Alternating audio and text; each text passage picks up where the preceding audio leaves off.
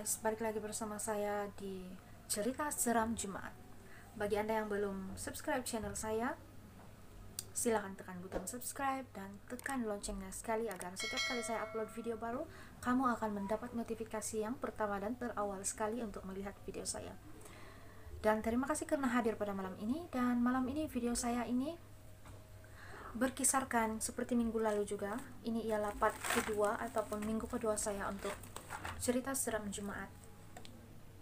Dan seperti yang minggu lalu, saya akan membacakan kisah seram dari rakan-rakan YouTuber kita. Kali ini saya mendapatkan cerita seram ini daripada YouTuber Shikin Official.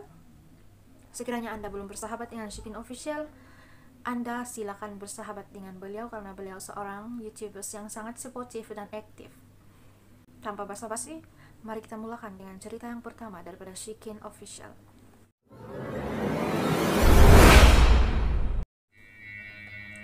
Kejadian pelik ini bermula pada umur 12 tahun.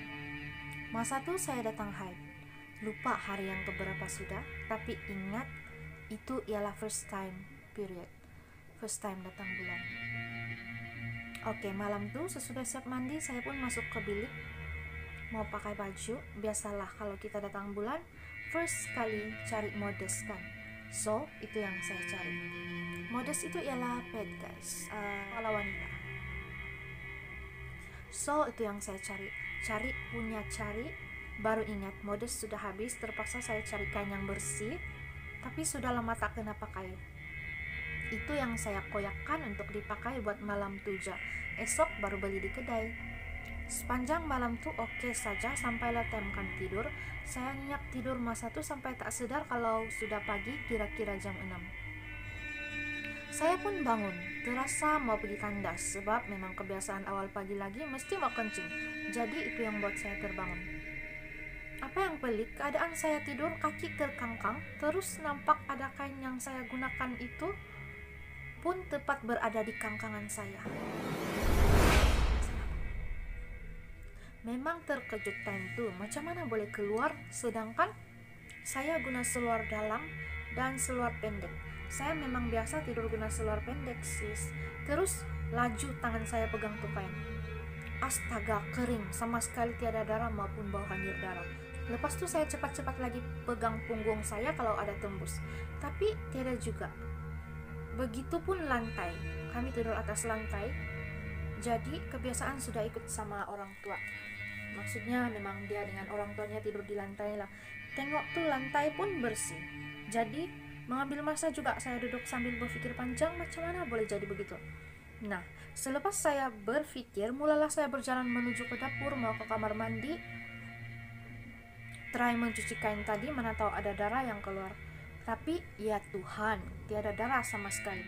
Lagi buat saya jadi merinding. Sampai sekarang saya selalu berpikir hal misteri ini. Semenjak kejadian itu kan, saya selalu mengalami lebam di bahagian paha, kadang-kadang sebelah kiri, kadang-kadang lebam sebelah kanan. Pernah ada lebam besar macam kena tumbuk.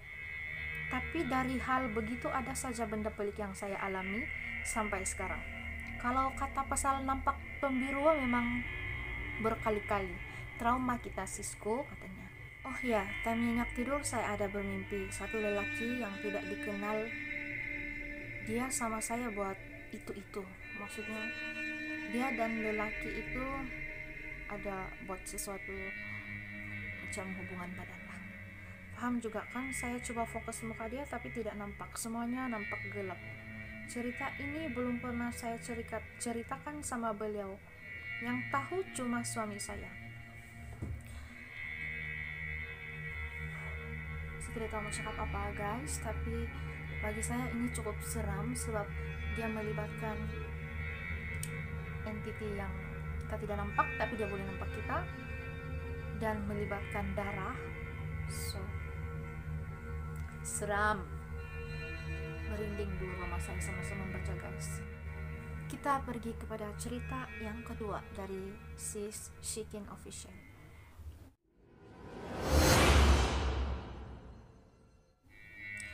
Saya tidak ingat time itu saya umur berapa, kalau tak salah antara 14 ke 15 tahun lah. Time itu petang, saya dan kawan-kawan lepak main kejar-kejar. sambil tunggu beliau balik. Hari itu saya betul-betul tidak tahu dia pergi mana. Habis rumah kawan beliau saya ronda, tetap tidak jumpa. Apa yang buat saya tambah risau, rumah yang kami tinggal memang keras, apalagi sudah beberapa kali mengalami hal yang pelik kan. Maksudnya di sini guys, rumah yang keras, sudah tentu rumah kita keras guys. Keras macam ini. Tapi keras dalam bahasa mistik ialah tempat yang banyak kejadian-kejadian aneh ataupun misteri. Kita sambung aja. Jadi hari semakin gelap, mau tidak mau balik ke rumah terus, ambil tuala pergi mandi. Memang kalau tinggal sendiri-sendiri di rumah saya mesti mandi laju-laju, takut katanya. Sudah siap mandi, intip di peti sejuk ada sayur apa yang boleh dimasak. Saya ambil ayam dan sayur kangkung, lalu saya masak. Dalam otak mesti buat cepat-cepat, tidak boleh lama-lama. Sudahlah, dapur kami menghadap sama hutan. Gelap lagi, memang seram. Selama saya sibuk memasak, TV saya buka dan bagi kuat suara tuh biar ndak sunyi. Nah, sudah siap masak, kira-kira jam 7 lebih macam tuh. Senduk nasi, terus saya masuk ke ruang tamu, makan sorang-sorang ditemani TV. Itu pun sambil tunggu beliau balik. Selama saya menunggu, tetap juga belum balik. Abang saya pun tiada time tuh. Aduh, berdoa dalam hati sambil menangis. Memang saya takut duduk di rumah tanpa ada kawan. Oke, siap makan macam biasa, cuci piring, terus tutup TV, direct masuk bilik. Saya coba paksa mata untuk tidur walaupun tiada rasa mengantuk. Dalam beberapa menit saya rasa macam ada orang tiup telinga. Dengan lembut sahaja. Heran, datang dari mana sedangkan kipas tiada dalam bilik. Sebetulnya kipas ada, tapi bukan dalam bilik. Saya letak kipas tuh di dekat sama pintu bilik. Sebelum masuk memang ada langsir warna putih bergantung di sana. Saya abaikan lagi tiupan tadi, mungkin itu hanya perasaan saya sahaja. Maklumlah saya ini penakut, katanya. Tanpa pikir panjang, sambung lagi lelapkan mata. Aduh, memang tidak can saya tidur. Dengar bunyi dapur macam ada orang ambil sudu. Buka peti sejuk, ambil pinggan, dan buka almari tempat letak lauk. Macam ada yang tidak kena. Untuk saya pastikan itu, saya berdiri di balik langsir dan tengok dinding berdekatan pintu ruang tamu. Kalau ada tanda-tanda kena buka cermin, saya tengok di pintu, saya nampak pintu itu berkunci dari dalam. Kunci yang saya guna macam nih, dia cakap. Jadi kunci yang di rumah dia itu begini guys. Dan sangat mustahil kalau kunci rumah macam ini dibuka dengan kunci rumah yang macam modern tuh kan, yang kita cucuk dalam. Maknanya sekiranya orang mau masuk, dia kena ketuk, dan kamu yang di dalam tuh, kamu yang akan kena buka kunci tersebut. Buka lock baru boleh buka, dan baru orang boleh masuk. Lepas dari situ saya tengok lagi pintu dapur tetap berkunci. Jadi time itu hati saya bertambah lagi berdebar. Nafas keluar pun tidak menentu. Saya tarik nafas, coba tenang dulu sekejap. Mau coba tengok di dapur, tapi tidak berani. Ambil keputusan abaikan saja dan sambung tidur lagi. Sudah tuh tidak pikir banyak, saya pun tidur. Sekali tidak berapa lama betul, tidak tahan, memang mau kencing sudah. Terpaksa beranikan diri pergi tandas.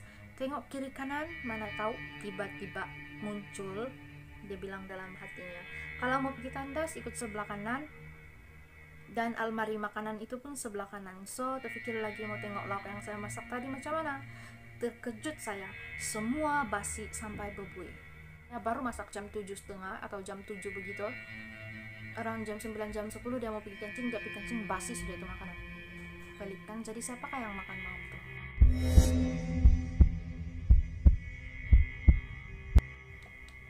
Dua cerita ini sebenarnya guys, kalau diberi gambaran secara grafik ataupun secara secara nampak video yang benda begitu, kita sebenarnya boleh rasa sangat seram. Dan ya, apa komen Anda sendiri? Adakah itu ialah makhluk gaib ataupun pencuri yang sneaking into her house, just wanted to eat? Kamu tinggalkan pendapat kamu di komen. Terima kasih karena menonton sampai habis. Sebelum kita berpisah, saya ingin mengucapkan terima kasih, banyak-banyak terima kasih kepada channel Arab 360 sebab dia memberikan saya giveaway. Hari itu dia ada buat soalan giveaway untuk 4 orang. Terima kasih Tuan Arab 360 karena sudah memberikan saya hadiah berupa baju futsal size M dan juga stiker. Dan ya, ini gambar baju tersebut suami saya yang jadi model. Kalau dia mau pakai, dia pakailah, dan saya pun boleh mod juga, ikutlah siapa yang bermood mau pakai itu baju kan. Terima kasih juga sebab ada stiker Proud to be Sabahan di sana. Terima kasih untuk stikernya, terima kasih untuk bajunya. Kamu jangan lupa subscribe channel Arab 360. Mudah-mudahan kita semua sentiasa sehat, diberkati, dilindungi, dan salam kopi susu dari Lorinda Channel. Bertemu lagi esok di video promote channel. Makasih guys.